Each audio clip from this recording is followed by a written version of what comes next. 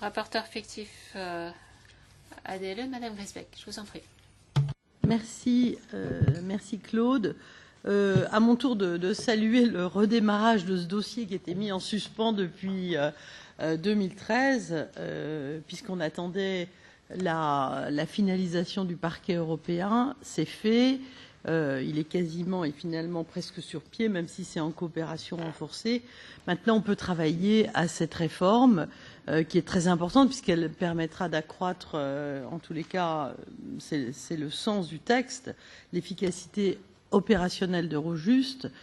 Et c'est très important dans un monde où les enquêtes criminelles sont de plus en plus transnationales et que la valeur ajoutée de l'agence européenne n'est plus à démontrer.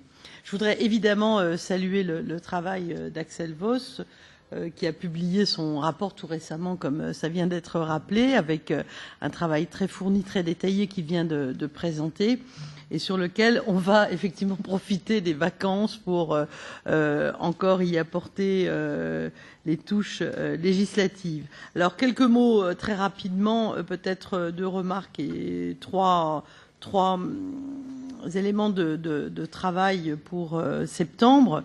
La remarque sur le rapport lui-même, c'est que effectivement tout le travail apporte une clarification très très essentielle, comme vous l'avez souligné, chers collègues, qui consiste à définir très clairement les compétences du parquet et les différentes entités, les différents organes, de manière à garantir une fluidité de la sécurité juridique dans le système tel qu'il va fonctionner. Dans le même ordre d'idées, je voudrais aussi, deuxième point, saluer la clarification des compétences du parquet, des compétences, d'une part d'Eurojust et d'autre part du parquet, puisque ça n'est pas aussi simple, et de bien définir les limites entre les deux, vous l'avez évoqué, mais aussi les ponts possibles et les connexions possibles et éviter les doublons, ça aussi vous l'avez rappelé, on le retrouve dans le texte. Trois observations très rapides qui feront l'objet d'amendements sans doute, sans entrer dans le détail et de façon assez prévisible.